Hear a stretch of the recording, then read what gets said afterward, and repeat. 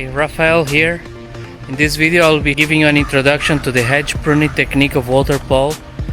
This is a technique for deciduous trees in development, and it's probably applicable also to elongating species, but in this video I will apply it to Japanese maples.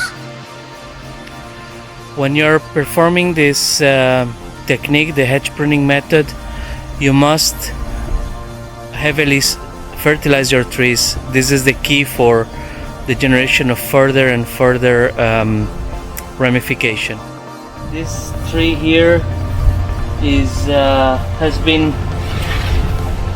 grown on the ground for about 35 years as a hedge, and I collected it last year. I let it grow without touching it last year, and now it's been growing without touching from the beginning of the spring, and now it's the time to come and start pruning it. I'm using the hedge pruning technique of Walter Pall, and the idea, which is very often not understood, is to prune it roughly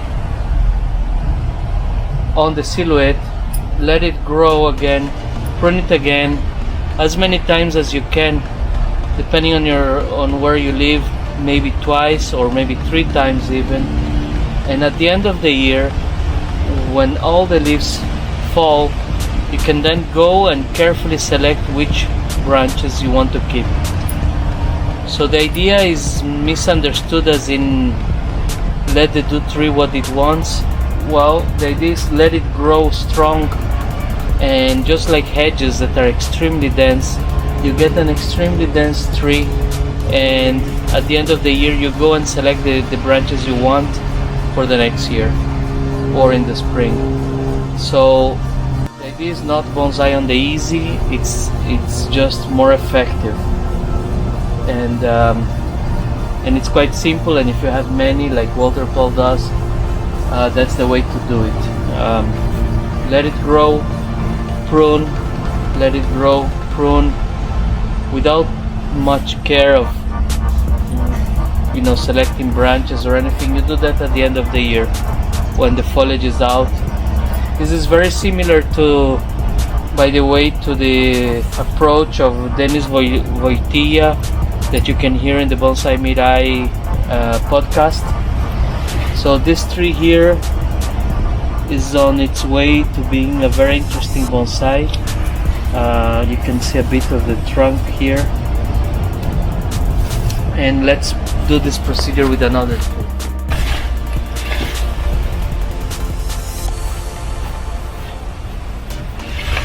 Another Japanese maple, a bit overgrown also. Some dead branches are ready, we can remove them. The long ones we can cut back to approximately where we feel that the silhouette is, and this will create ramification by removing the auxin on the tips, and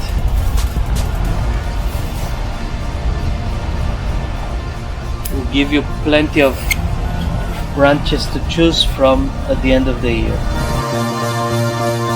Another thing to do with a deciduous tree is to partially defoliate, but never fully defoliate. Well, depending on the strength of the tree and the state of development, you could. With a partial defoliation, you allow light into the interior that helps develop inner branching that would otherwise not be viable, lose strength with time. I'm always leaving maybe 2 fingers from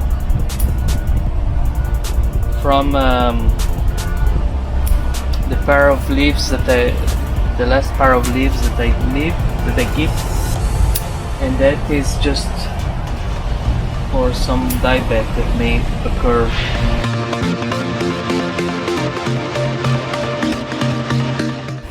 So I'm still thinking where to cut and so on. Walter Pall is much more effective in dealing with this.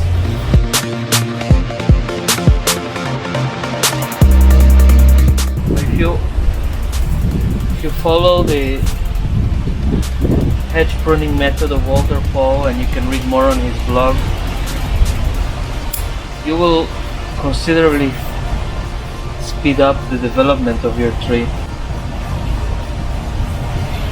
And according to Walter, in a matter of 5 years you could go from raw stock like this to developed tree. None of these trees I ever decided yet what's the front. This will come with time, if at all. Ideally it will be nice from all directions.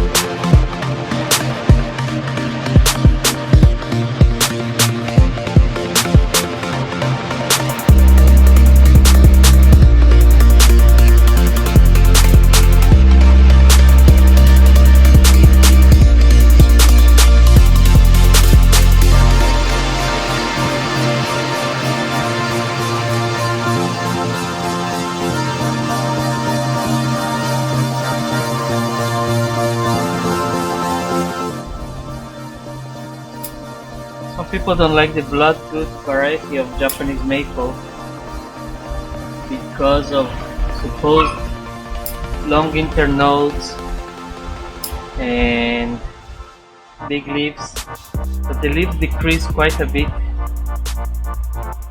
And about the internodes, I think it's just a matter of proper development and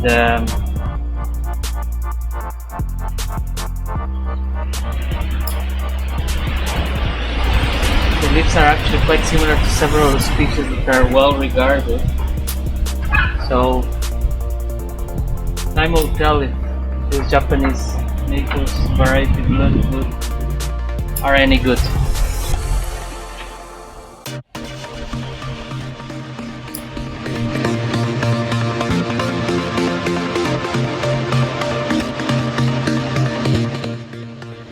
This is as much foliage I removed from the 6 maples.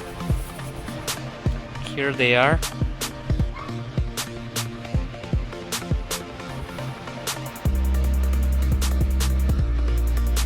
Now you can kind of see that their trunks. Here a few more. You can kind of see their trunks, and just to show you, just to show what happens once you prune, you can see there the stub here from a previous cut, and then these 2 new branches emerged from that side, and there are quite a few others here, for example here, and then these 2 branches emerged. So this is creating ramification everywhere, and at the end of the year I will, once the leaves are all out, I will select the branches I want to keep for next year. I hope you enjoyed this video about the hedge pruning method, and if you like, please subscribe. This makes me feel that it's valuable for some people.